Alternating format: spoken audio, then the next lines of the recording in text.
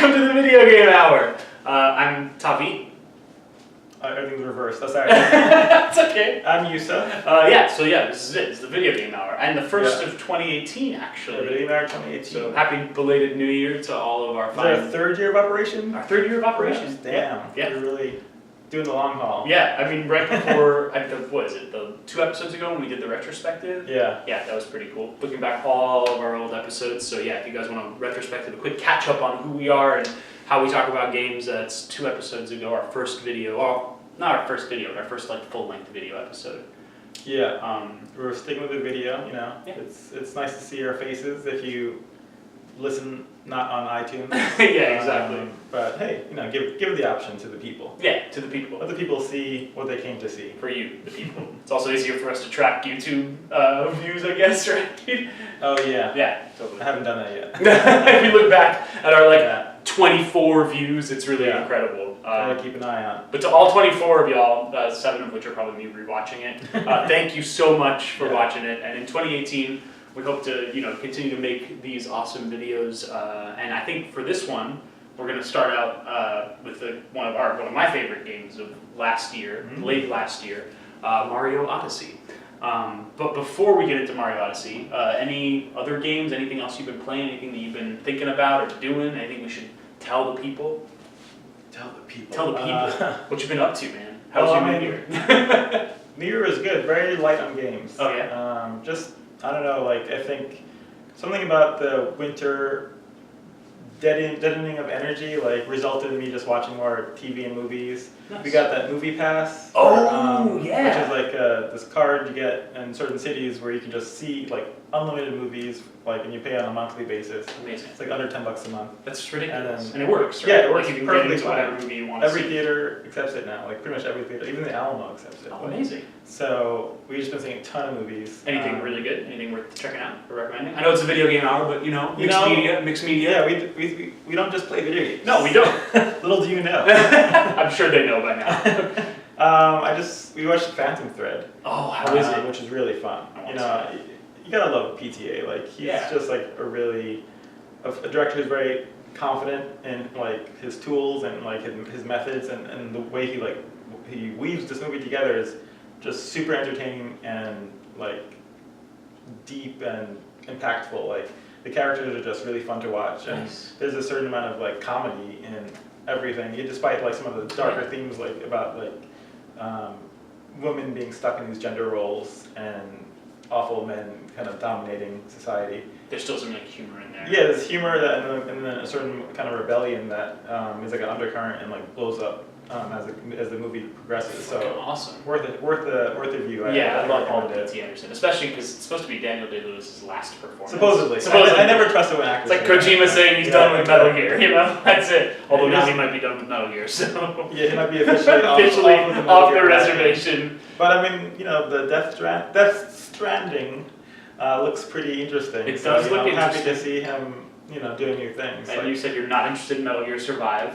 Yeah, I think I'll take a pass. I might get suckered into it. What is even the hook of that game? It's did you play the Phantom Limb? Phantom Thread? No. Phantom Limb? No, oh my god, connections. Basically in Phantom Limb, fucking Phantom whatever, you have this whole they actually introduced it for the first time in portable apps. There's these wormholes that you can use to Fulton people. Fultoning is this idea of when you're on the battlefield you can incapacitate but not kill enemies, because I love any game where you don't have to kill. Yeah. So the Metal Gear series a few years ago on the PSP version they started this whole thing of you can upgrade your Fulton. The Fulton is this actual military technology that was tested and I think used a couple times, where it's basically used to quickly medevac or extract soldiers from the battlefield. They basically ride a rapidly expanding hot air balloon and then are snagged by a flying plane. Snagged and they get pulled into the cargo hold. Yeah. So as you upgrade that technology in Metal Gear, it goes full Kojima Zonky, and you can upgrade it into a wormhole. So instead of having to deploy this balloon that takes 3 to 10 seconds to get out of range of enemy fire, you can just instantly suck someone into a wormhole and they end up back at your base. So once they introduce this zany wormholing, Metal Gear Survive takes place in kind of a alternate reality, because as I'm going to keep saying thread, as Phantom Pain kicks in, this big military base that you've been building called Outer Heaven is destroyed by like one of the other secret spies. It's all very convoluted and crazy. And Metal Gear Survive takes place as you're just a random soldier that works for the big boss, works for Snake. And as this attack is going on, a wormhole opens up, a really big wormhole opens up and starts sucking all the shit into it. And so you are a soldier that gets sucked into this wormhole, which is like basically taking a sidestep to the entire Kojima universe, which is like a somewhat clever and weirdly Kojima-esque Infinite way. Planets. Infinite Planets, exactly. Yeah. But it's also like, for Konami, as ham-fisted and shitty as they are as a corporate publisher, it's actually very Kojima way of sidestepping and like divorcing themselves from Kojima. Yeah. So you like wake up in this alternate reality where there's like zombies, and it checks all the AAA boxes right now. You have like crafting, survival, base building, and zombies, which is like the holy quadrilogy of making a AAA game right now. So you basically have to like, it's cooperative, there's a little bit of stealth, but it seems to be more action. I haven't played it, there's a free beta this weekend, but I haven't gotten around to it. And you're supposed to like survive, you like base build and like go around in all of Metal Gear Phantom Pain's incredible mechanics. And if you remember, every time we've talked about it, I've kind of always summed that game neatly up as saying, it's a fantastic engine that's looking for a fun game. This is potentially going to be a fun game that's just like much more discreet and sort of grounded, as weird as zombies and crafting and base building sounds, grounded in just like, oh, I have to like expand my base so I can defend myself from these waves of zombies, and I go out and explore this open world. Because, you know, in Phantom Pain, your missions were really fun, repetitive, and the world was really giant, but empty. So giving the world a bit more things that the player can do with it might be a cool thing. It's not going to be Kojima, but in a weird way, neither was the last Metal Gear game. I know we never did an episode on it, but like it was like the least Metal Gear game that I've ever played. So now that it's dead, why not dance on its corpse? Metal Gear Survive, whatever. The Phantom Thread Pain. Yes. The Phantom Pain Thread. Anything else? Yeah, I've been playing Star Wars Knights of the Old Republic. Nice! Some classic game. Oh, 2. KOTOR 2. Yeah, KOTOR 2. Cool. Just because I heard that's the one to check out of the two. And yeah, just getting through it. Because of my lack of game time this month, it's just been hard to actually get to progress in it. It's very RPG, like you need hours at a time. Yeah, I'm still in the same base. I think I've been playing it for like almost 10 hours. And you're just like, I'm still in the basically tutorial area. Oh no! So it's a bit frustrating. I'm trying to get out of that area just because I'm like rapidly losing interest. I don't want to like kill yet another like basically malfunctioning droid in this like mining colony for the 100th time.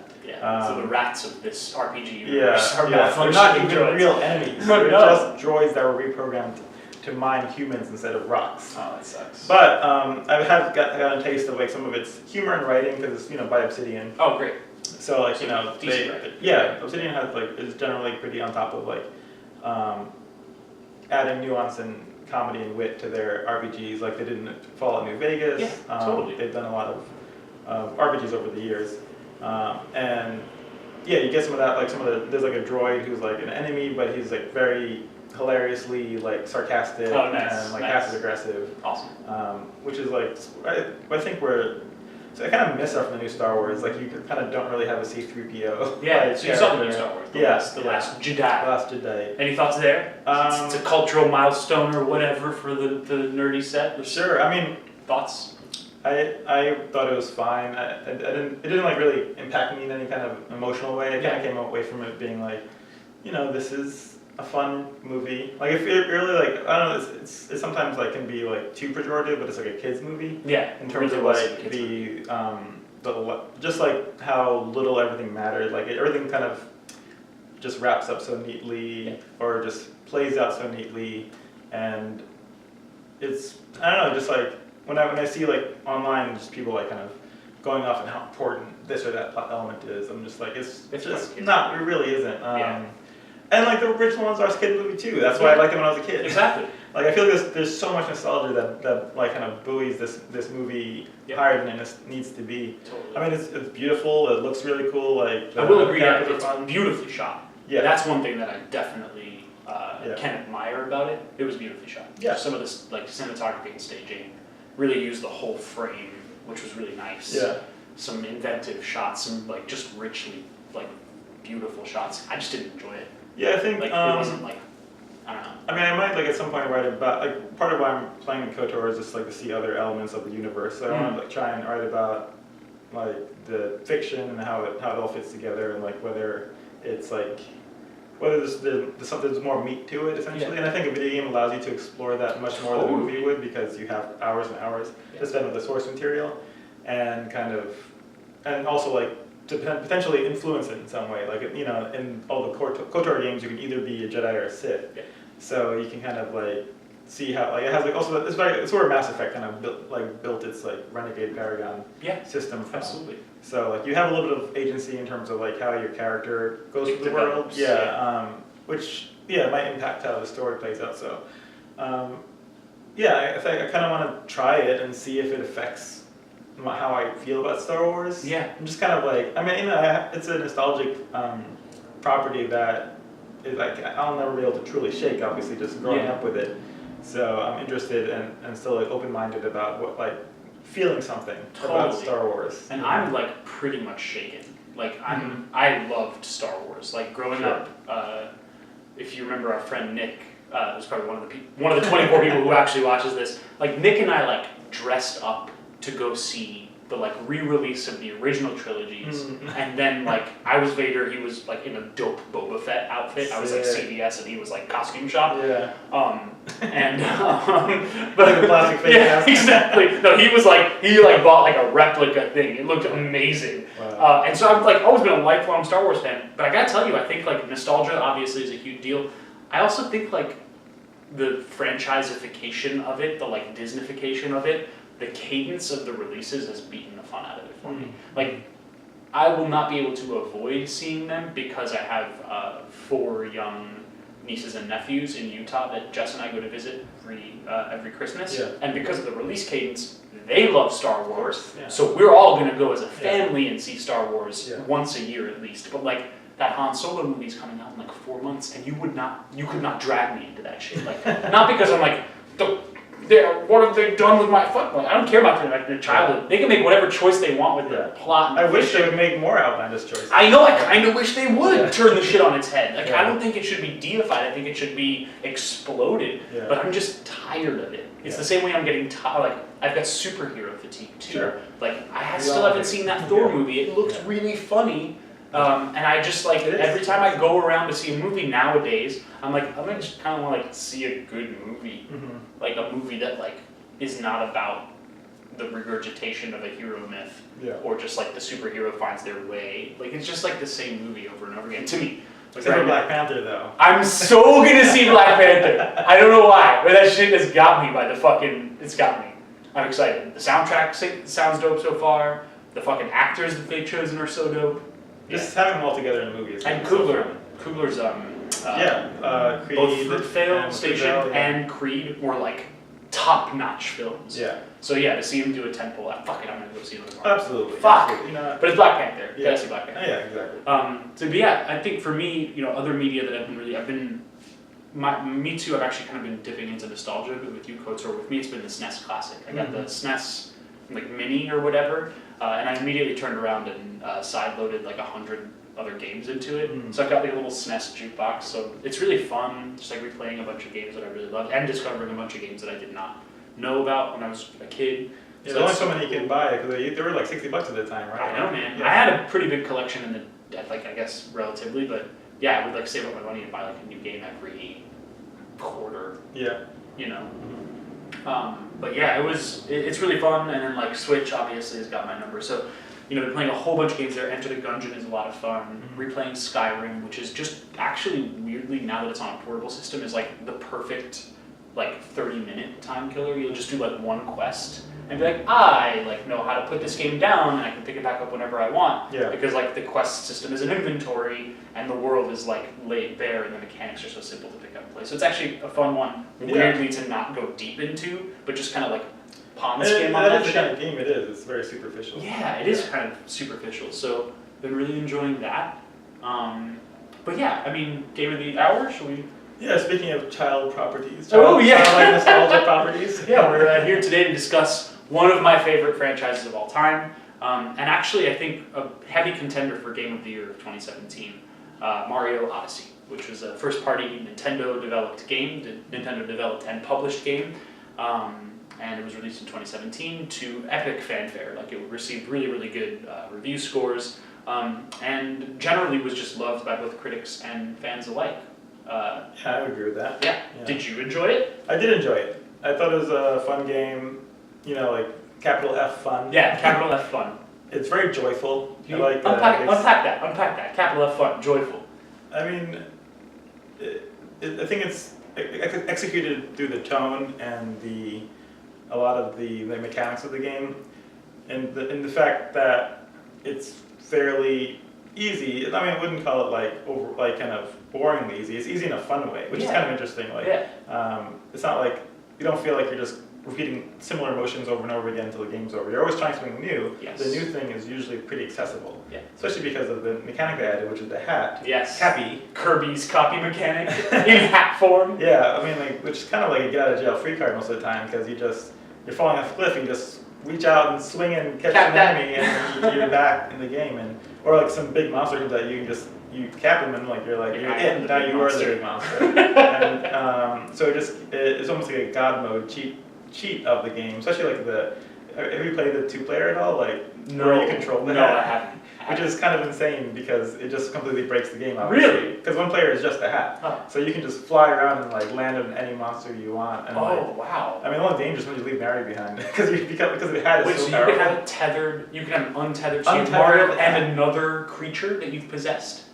Yeah, I think so. Damn. Yeah. That's amazing. You can do a lot. Holy shit. I mean, yeah. Actually, maybe I'm thinking about maybe it does, once you get a creature, that might just become Mario, first player might take it. I'd be like, that's insane. It'd be too. I'd be rolling with a Hammer Brother, I'd be like, whatever, man. Hammer bring it. But yeah, so essentially, to unpack that, the joyful aspect of it, I mean, it doesn't get more on the nose than in the New Donk City, which, I mean, a lot of critics have complained that it's a little, too early, or it's kind of like the pacing of the game is so centered to the core of that experience, it kind of, you get this peak in the middle of the game where it's just like, have so much fun, and you're just like, your character is just like, and the experience is just unrivaled in terms of sheer energy in the rest of the game, where you kind of, once you go around the city and solve various little problems to get to the point where the mayor is like, let's have a party, then you party, it's like the most party feel that a game has pulled off in memory, where you feel like you're really everybody's really celebrating. Yep. And you're going through these little nostalgic, almost like a story of Mario's life and the franchise history. Yeah, absolutely. And celebrating that, and celebrating just Nintendo making it this far and making this game in 2017. So I think that city and a lot of other elements of the game just really reinforced this vibe of being very happy and joyful and light-spirited. Yeah. And so playing it always feels very, it's a bit of a relaxer, a de-stressor. Absolutely. I just want to also pile on to that point that you were making about the sort of positioning of New Donk City and of the Mayor Pauline celebration moment at about the halfway point of the game. It actually, to that exact, I noticed that as well. I was like, this is the most fun part of the game, and there's more game after this? Oh my god, there's another half of the game after this. It actually, weirdly enough, both in its structure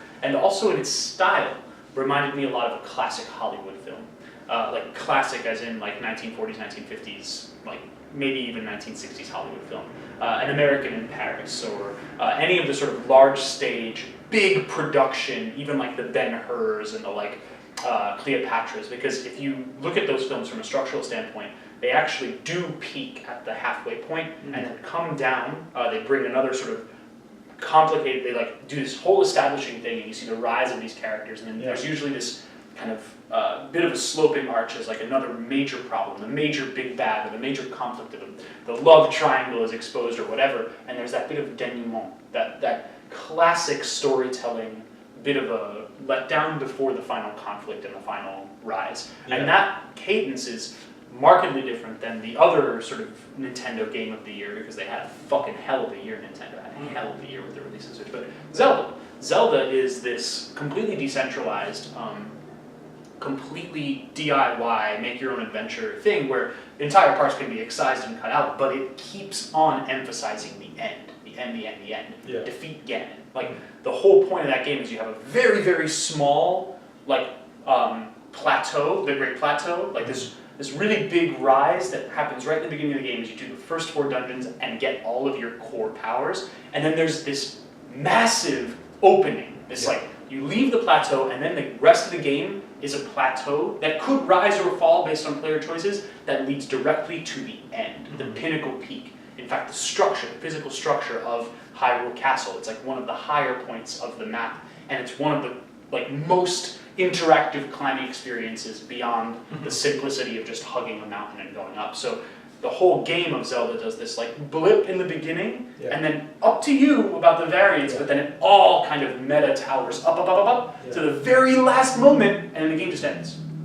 Right? Sure. And with Mario, it's this much more, you're climbing to the halfway point, and then you're right, there's this denouement, there's like this come down, and then it kind of course, for the players that make it to the end, there's that final hump of just like the big bad of Bowser and the reveal. So I felt like it felt like classic Hollywood versus a lot of the sort of newer forms of cinema that have very different rises and falls. Also because it's an open world game, they kind of have to embrace that flatness in terms of plotting, because I mean it's much smarter to do that than to kind of try and enforce like a standard like 3-act structure of like having build up to a climax, because an open world game always deflates that, because you don't necessarily have to go straight to the climax, and most people don't. Most people will zigzag. And kind of have their, like you're saying, these mini climaxes of experiences, and they kind of go out and maybe stop playing for a little while or come back later. So, but they're all player choices and player earned.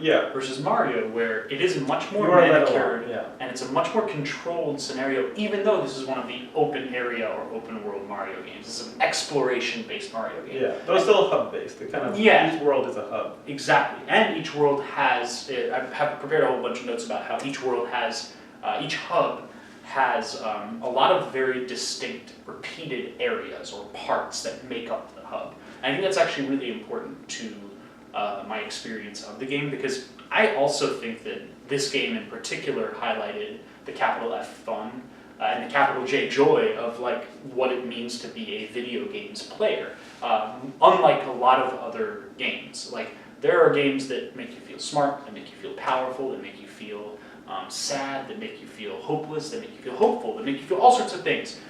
Mario Odyssey made me feel joy, made me feel happy to play it, happy to enter its world, and happy to explore its environs. And all of its environs are actually incredibly structurally inviting.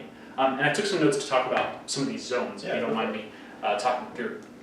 Because I thought that each world, from New Donk City to Tostarena to the weird, like, feudal Japan Bowser world, they all had some common elements. I broke that down into areas. So here's the areas that I think every single world shares. Intro area, and the intro area is the starting area of each level. Kind of gives you a bit of a mechanical and an aesthetic overview. So if you're in the soda world, you have a little swimming area that you can test out the swimming environments and maybe even see 1 or 2 water-based enemies before you jump into the larger pool or the larger ocean. The underwater castle, or the underwater like dome thing is another one where it's like you start in a very small controlled area where there's like a little pool. The forest areas feature an intro area forest worlds feature an intro area that has climbable trees that actually looks up to the vistas that you're trying to climb to and gives you an overall sense, again, a preview aesthetically and thematically and mechanically of what you'll be dealing with in the larger area.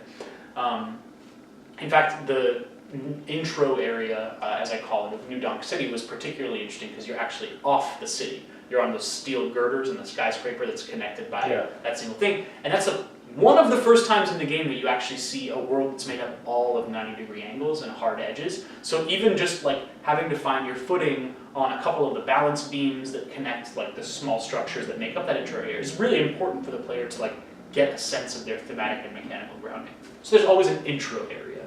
I also think that there's also always neutral or non-confrontational areas. And usually this is the area that you leave the intro area with the couple of enemies that you might see there and go directly into a non-confrontational area. And mind you, all of the worlds might have multiple instances of these areas.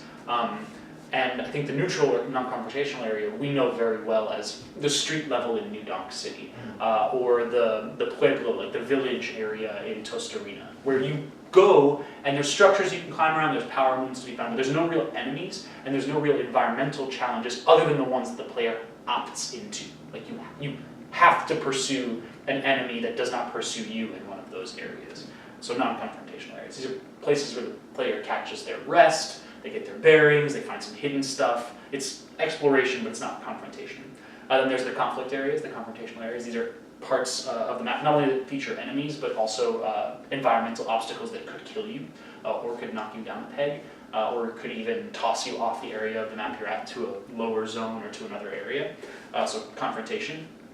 And in fact, I thought it was really interesting as well in New Donk City how so much of that level's gradation of danger has to do with your height.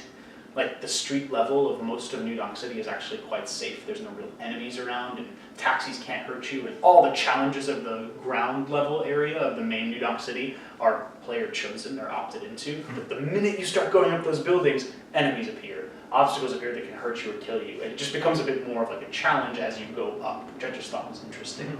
But conflict or challenge areas, and then there's the boss areas, right? Obviously these are the places where either a sub-boss or a main boss like interrupts your flow. You can't really leave it, or you can't enter it without accruing conflict with a boss. It's a special event. And finally, the course areas. And course areas are the places that feel the most like traditional Mario levels. These are, you usually go into like a warp pipe. Some of them were like the retro 2D sequences, but some of them were still in 3D and they were just little puzzle boxes or arenas or linear levels that remind you a lot of what it was like to play a traditional 2D or 3D course-based Mario game. And I forgot one more, sorry. One more was the reminder area. This was kind of like the version, the second version of the intro area that happens later on in the worlds. The reminder areas were, I think, really important actually for establishing the player's sense of space in their overall progress towards the goal, the boss area. But unlike the intro area, the reminder areas were usually positioned to look back towards the intro area. So in World 2, I can't remember, it's not Deep Forest, but it was the other like climbable, the one with like the extendable leg, like bird things that you possess. It's a very second one. Biodomi one, yeah. When you're climbing that metallic tower, you get to a ledge, a vista, that when you're not fucking with the player controls on the camera, will automatically orient itself to be looking all the way back down and you see the intro area where you started. So there's these really, and they do this a couple times, there's one that's halfway through the climb up the polygonal food mountain. There's all sorts of them throughout the game. So with those basic structures, the intro area, the non-confrontational, the confrontational, the reminder, the boss, and the courses, that to me was the structural contents of every single world. And some worlds had more or less of them. Some worlds were really neat about how they organized them in a physical relationship with each other. And some were really linear, like the Bowser world, the Shinto temple one. Like, start in an intro, go directly into a non-confrontational, and then you've got a couple of really difficult platforming conflict areas that lead to a break that serves as both a neutral area, a non-confrontational, and a reminder that points you, like wraps itself back around so you're looking back at the start. It's there. And I found those areas in all of the worlds. So I thought from a structural perspective it was very smart, very neatly organized, and yet another feather in sort of Nintendo's design cap to like think so consistently about the shapes and forms that a player's journey would take them through. Yeah, and I think having such simplistic building blocks allows them to experiment in other ways. Like, for example, how many different interactions and mechanics are introduced in every new level. because once you because it's based around Cappy absorbing the enemy, and then all the enemies have their own little have their ways of interacting with the world. Yeah. So you have the guy you mentioned that has like the legs that grow really high. There's all the fish are some of my favorites. Oh, like the fish are great. just a regular fish is really fun. Yeah. Like the flounder-esque, like just like getting around the underwater, like the movement feels so natural and fun. And jetpack fish. Yeah, jetpack fish is fucking dope. Is pretty amazing. Like in that little it was kind of the soda fountain that was soda fountain. That was soda fountain. Where you kind of need him to like actually fight the boss at the end. Yep. And like what are some of your other favorite like character mechanics? This is character mechanics. Like definitely stretchy leg dude. Yeah. Weirdly enough, this was not one of the action-oriented ones, but in terms of pure personality, the Easter Island head, the Moa head, or whatever what are they called? They have a name for them, but those big stone head dudes. Yeah, with the glasses. With the glasses that let you see secret paths. Yeah. It's really one of the most unremarkable from a movement perspective, and for such a kinetic game, it's weird that I'm choosing that one. But they were just oozing personality. Yeah. You put the sunglasses on, and if you stand still, they start like humming old Mario themes, like to themselves. Yeah. Yeah, they're really fun characters. And they're just like fun. They're weighty. They can't move. It's weird that I'm even expressing liking that one. So I think the animation itself it's really it's subtle but surprisingly funny. Yeah. Like especially when they put the glasses on, the way the camera's angled, like it's just like you're like hoop. Yeah. Hoop. Like the glasses come down, it's like they're just like having such a restrained like animation palette is like makes them really fun. Yeah. They've refined it to an hour. And then like the spiky nose guy in the Shinto temple. That was super fun. That was one of my favorite moments of the game where you're kind of like can I go out there? And I can. And yeah, you kind of you're really like hanging over the abyss and just like trying to use your nose to like propel you to different parts of those worlds and just like hang on for dear life and then try and do it again and you're surviving. It's actually I was like kind of wish there were more interactions like that in the game because like it was like such a it was so interesting how fast you learned that's what you're supposed to do. Like you're like, oh cool, I can like stab enemies. Like, oh, I can stab the wall. I know. Now I can like actually move around that way. Oh, so cool. I think that even the design of how they rolled out those copy abilities was really smart. I mean, they started with such simple interactions. I mean, you basically start with the frog, and frogs jump. In anyone's common imagination, in the most basic sense, frogs are made to jump. Yes. Right? So you're like, oh, the very first copy is a frog, now I jump really high. Great, this makes sense. Yeah. This is the mental building block that I need to welcome me into this new mechanical world. And then you're like, oh, a Koopa next. Like, oh, here's like one of the most common enemies from the Mario milieu. Like, now I am one. What can I do?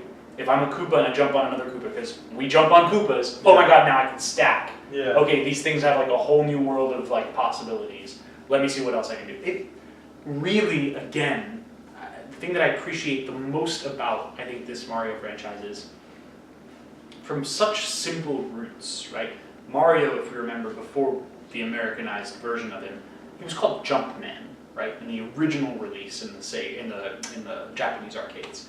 And Jumpman is a man that jumps. It's the entire game encapsulated, the entire mechanic encapsulated in the name of the character. And from that incredible simple relationship of pressing a button and getting the immediate response of Mario jumping up and down, you had that world 1-1 of Mario, right? Where the very first thing that happens is, it's like a tutorial and an idiot test mixed together. A Koopa starts walking towards you. This is all the way back in like the classic Mario. And that's it. That could have been the entire game for most players, and they just don't figure out the timing of the jump. Lord knows when I was like single digits, I did not figure that out for a while. Yeah. But once you do, you've essentially grokked everything that you need to finish the rest of the game, right there in that one interaction. And it actually, I think, relates back again to that incredible equation of, or sort of conflation of height equaling danger in New Donk City. What a beautiful expression of that same single, simple structural reality of what Jumpman is. If your weapon is your ability to go above an enemy and land on it, then danger is what's happening right in front of you and below you. Like basically in front and below you. That's danger. And so you have to get above it to hit it. But then, if you go up in a world, if you raise your universal height in a space, then there are more things that could be in front or below you, right? Your danger increases exponentially. And nowhere is that more apparent than like a New Donk City, or as you climb the polygonal food mountain in the food world. Like, it gets more dangerous as you go up. And it's like what's that world where you crash land? The first oh time, yeah, and like Dragon Danger World or whatever. no, before the dragon. Because you crash land twice. Yeah, so totally. it's very susceptible to getting shot. Yeah. But it's like it looks almost like a food world. It has some with the stretchy caterpillar guys. Yeah, it's like lava everywhere, yeah. and like there's like that really tall peak where you see toads chilling out there, and then you can like capture the bird. Yeah. But which is a really fun interaction as well. Like just a one-off, just like this is the gliding. The gliding lizard. Yeah, the gliding lizard. Yeah, the gecko or the flying or pterodactyl looking guy. She's so much fun. But then that level totally has that like kind of vertical like outlook on everything else. We get to the top and you look down like, oh, this is everything I can get to. So it gives you, and then you get to the bird. You get to the bird or the pterodactyl, and you're like, now I can actually literally fly there. Yeah. Which is a few times when it gives you that much movement, freedom of movement. Exactly. There's a couple cool secret areas you can get to once you've been. Yeah. Once you have access to the glide. Yeah, exactly. But yeah, so I just feel like again, it's like Mario's always been. It's almost like a distillation of like pure. Like what video games always have meant, which is like a very simple kinetic experience or mechanic that you permutate on and you explore endlessly. And with the copy mechanic on top of it, it just, I don't know, it became kind of 100 games in one. Like, I would love to see future DLC or something, a free update that basically just like unlocks all the copy abilities so you can effectively break the game. Because right now, many of them are available in a lot of different zones, but not all of them are available in all the zones. Sure. So it'd be really cool to just like break the fucking thing and just be like, okay, now I'm gonna have like Frog in New Donk. Now I'm gonna have, whatever, X and Y. And like, it would be kind of cool. But I at the same time, like you have to admire the design brilliance of the enemies they put in the areas where they're, otherwise you'd get like a certain kind of, you'd get frustration if you got an enemy that didn't interact with the world in the way you needed it to at that time. Totally. And that's what's like so brilliant about it. Like, you're like, oh, let me just, there's an enemy in front of me. I'm not even thinking about how I'm going to use that enemy. But once I cap him and then take over his abilities, I'm like, oh, I can stretch my legs. Or I'm a caterpillar, I can like go, how does this work? Like you're given like the solution to the puzzle before you even see the puzzle. Exactly. And then you get to the puzzle, and then you're like, it just clicks instantly because you know what you can do. Yeah. That's a really good observation. I like that. Like you have the solution before you even see the puzzle. It's a great sense of interactive design because you're priming players before you challenge them. Yeah. You're giving them practice with the tool before it's necessary for their survival or for their progression. They're not like hunting for a key once they get to this wall and they got to kind of figure out how to get around it. You're already like, I know what to do. I am the key. I am the key. But it also, I have to say, there's one thing about it, not that I didn't like, but that I noticed throughout, which was, like, as I'm playing through the game, I kind of realized that all of those little moments of like, aha, or oh, this is fun, or oh, this is joyful, I lost them all. The rapid fire progression of finding power moons, of never leaving the world, of never like having an exit of the level, of not really even having a game over screen because you can't really die, you just lose 10 coins. The whole thing was really fun. But it's hard to pick out individual moments other than the New Donk celebration level experience where you're just like, I am playing a music video that I will never forget. Yeah. Like, I sing that song sometimes in the shower. Like, I wish I was Mario in that moment. Yeah. But it was such a moment. Yeah. And this is not a game of moments. This is a game of, like, it's like to bring it back to film, one of the biggest complaints that I really agree with that I've seen about superheroes, Star Wars, all these different movies, is that they're scenes, they're not films. They're like a collection of really cool tentpole scenes that are strung together with shitty other scenes, and they're just like a series of scenes. Yeah. And really when I like rewatch, like I'll like get fucking baked with like my other friend Nick Aronis, and we'll like be like, Avengers, like, let's put on Civil War. And we'll, like, put it on, and we'll get baked, and then we'll just, like, skip from fight scene to fight scene. Or we'll be like, oh, I'll skip to that scene where he says that really cool line. We'll, like, skip to it, yeah. But it's not like a movie. It's not like a film that, like, leaves you with an impression, right? It's just like, that was a cool scene, that was a cool scene. I don't really remember what happened in between them. It's like the difference between, like, an album where, like, it just has a couple of, like, really good songs that you kind of want to listen to, and then, like, some not so good ones, versus, like... Odyssey is a concept album that you listen to from beginning to end. And it might be hard to pick out individual. There's one or two songs that'll stick with you forever, like the sequence in New Donk City. There's like it's just a pinnacle moment, you know.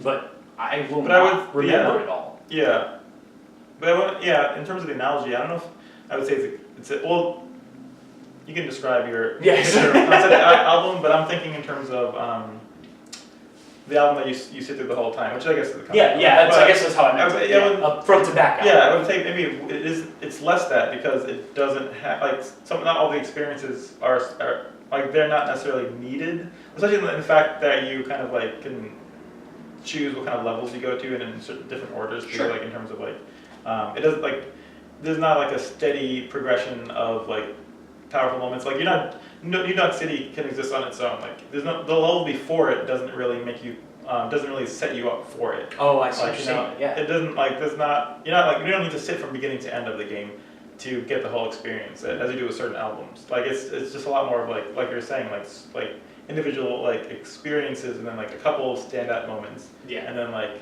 but, like, in terms of, like, I feel like it results in it feeling less like a cohesive whole. I felt like it did feel like a cohesive whole. And this is just a matter of, like, our subjective experiences, but I felt like, first of all, the name Odyssey, right? This is fucking Homer's epic of coming home, right? And Mario is consistently, essentially, trying to get home to Mushroom Kingdom, right? He's trying to, like, return back to his N64 level, which is a really interesting thing, like, because when you beat the game and you get through all that stuff, like, you land ostensibly back in the Mushroom Kingdom, back in N64, Mario 64, and so in that way, I mean, that's the beginning and the end of my high comparison to the epic poem. But it was consistent enough, and it was linked by this, vessel that carries you, this cap-shaped, ship that you ride on. You're powering up with Power Moon. So the thread throughout.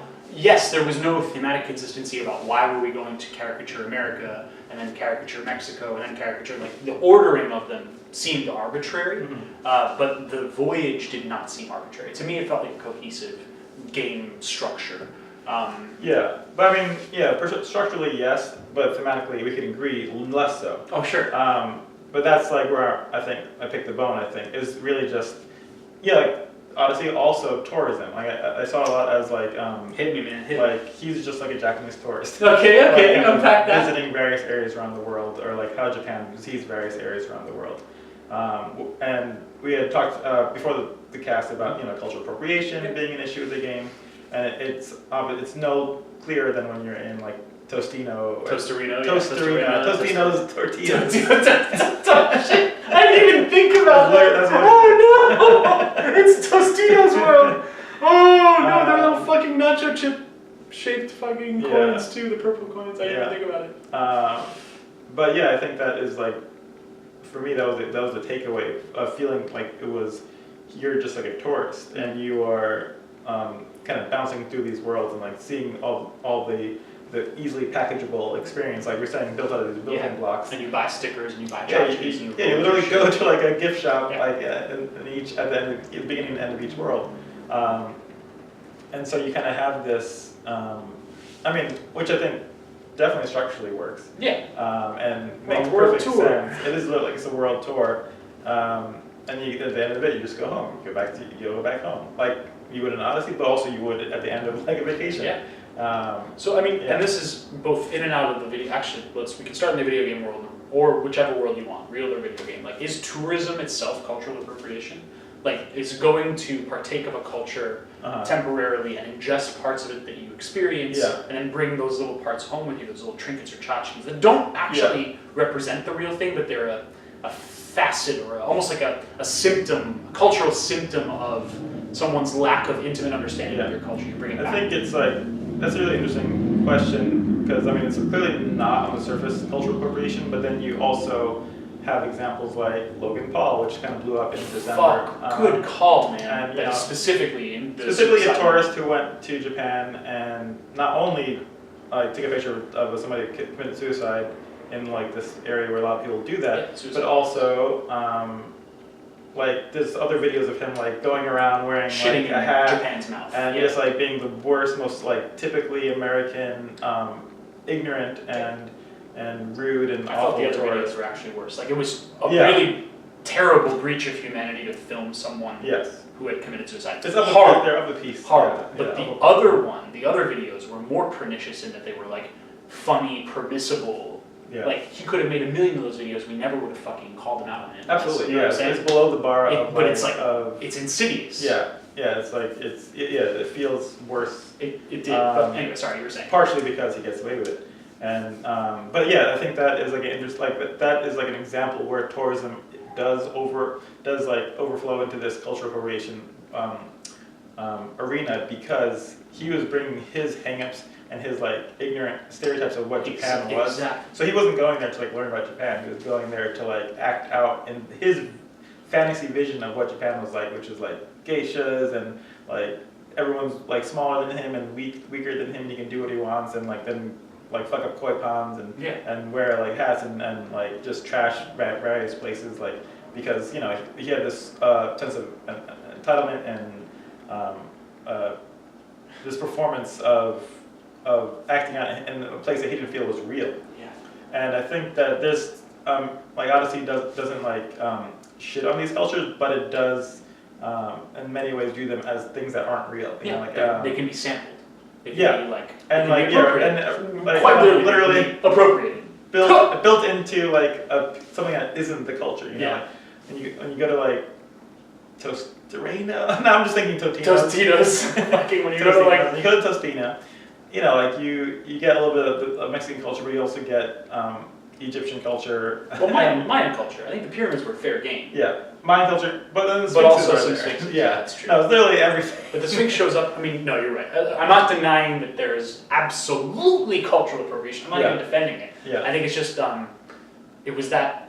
That's where I'm trying to figure out, and I'm trying to suss out, because I don't really answer myself. Like, what is the line between tourism and appropriation? What is the line between experiencing something and learning about it versus wearing it as a badge of status? Because he kind of does both. Mario does both in some ways. Like, they are somewhat representational.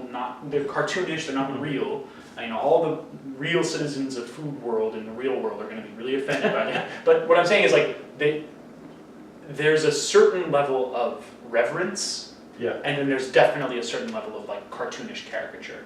Yeah, but I think that's interesting, because I think it's the line that we always have to like draw and depict, and how Japan represents other cultures, because it is very reverent most of the time. Yeah. That doesn't necessarily mean it's good. No, it doesn't necessarily mean that it's that's true. The reverence itself could be based in a falsehood or in a absolutely. And I think like there's this a long history, especially in the 20th century, of the way Japan having already being a very like homogenous and xenophobic country, will then go reach out and experience the rest of the world, and simplifies it and makes it into iconography without necessarily like wanting to know the real truth of for example, Japan has this weird love of Africa and African cultures, not necessarily of maybe modern Africa or like the cities, but then we'll have I think this romantic fetishization or colonialist or borrowing from colonial imagery and depictions and of the savage and this a culture just I think based on partially the fact that it's so different than Japanese culture, but also this it can often trip into fetishization. Oh, absolutely. There's also I just happened to watch yesterday Scorsese's film Silence, which depicts two Catholic priests from Portugal, played by Adam Driver and Andrew Garfield. Yeah. Go searching for their old mentor, the Catholic priest, also Portuguese, played by Liam Neeson. So already we're whitewashed, but then they go over to Japan to find this guy who has seemingly renounced his Catholic faith due to the incredible torturous persecution of any practicing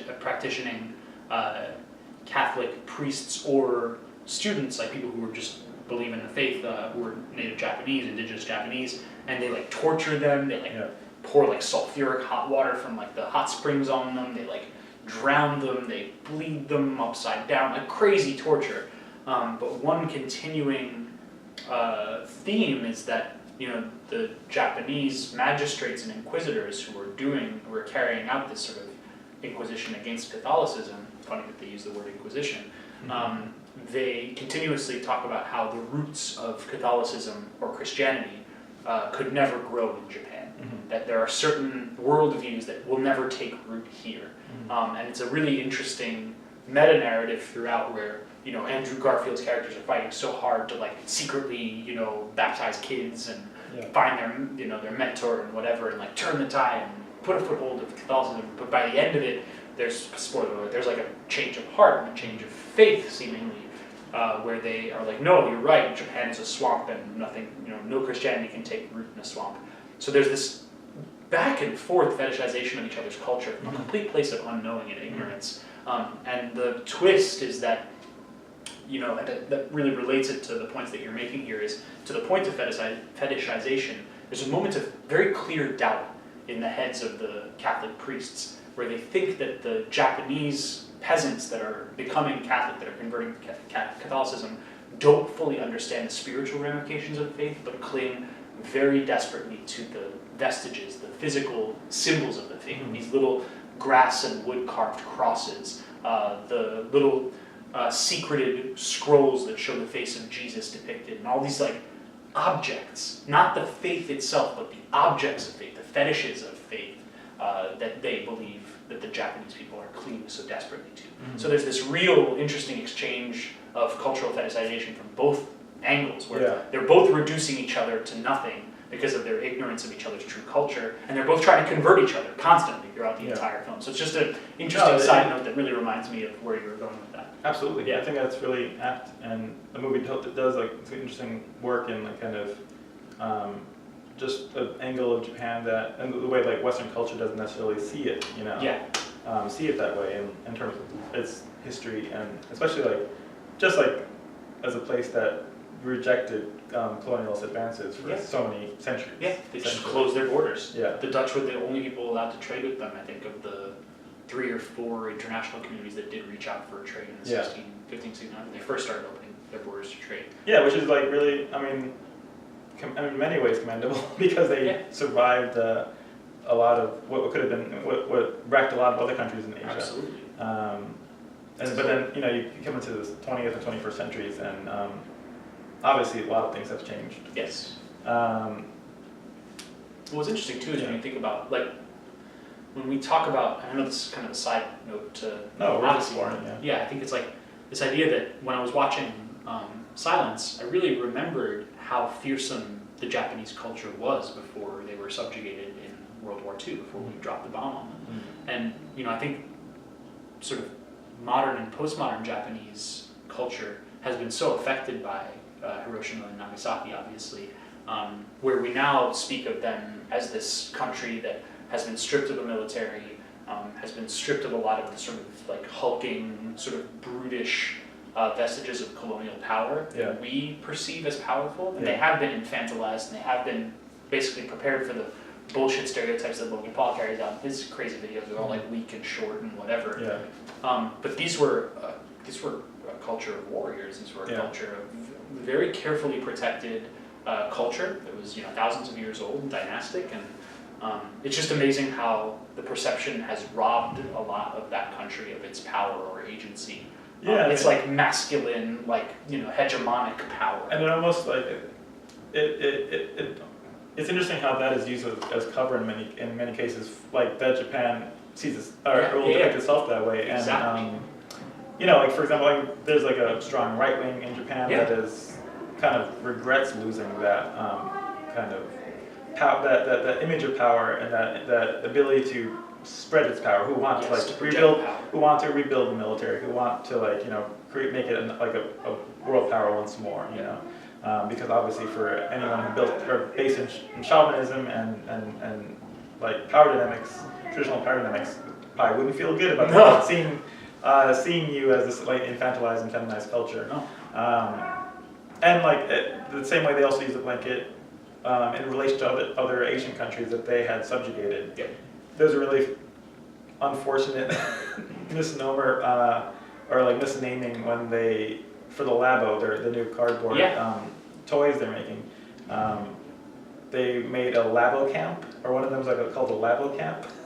Like a labor camp. Oh fuck. And the Chinese are like, oh fuck like, you guys. Yeah, or the Chinese Koreans like. Oh my fucking god. We're just like, get the fuck out of here. Like, but the Japanese labor camps. Yeah, sounds great. Let's do it. That's like, great. But that's like such an interesting and like phenomenon of just like modern Japan, where like they, even though not when people are still alive from the point where like they subjugated and like completely like demolished other cultures. But then now they can kind of like get away with this image of being defanged, of being harmless. And it also allows them to appropriate other cultures easily, because you're like, oh, it's just Japan. It's just Japan. It's cute. They like, they made the Mexican culture into a caricature. Like, isn't this fun? Tostitos. Which is just another side note. It's interesting that the Mexican characters, and you get caricatures, but then you go to the Shinto Japan era, there aren't no townspeople in that world, right? Oh, interesting.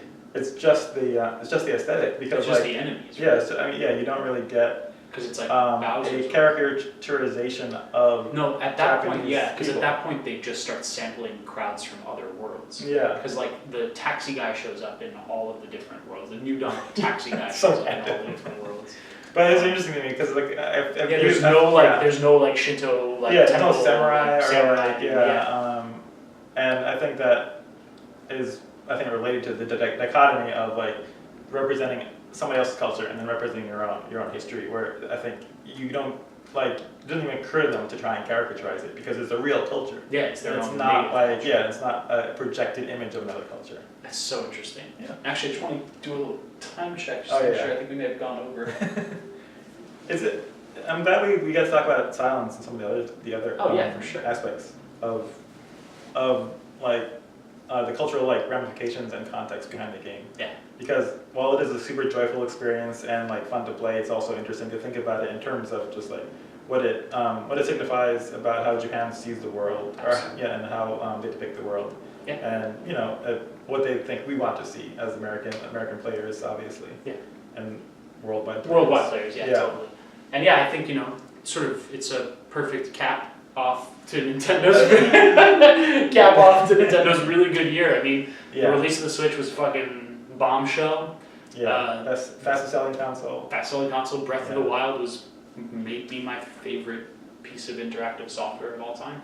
So you think Breath of the Wild beats Odyssey for you? For me, yeah. I just also finished the DLC, and it's incredible. It's interesting.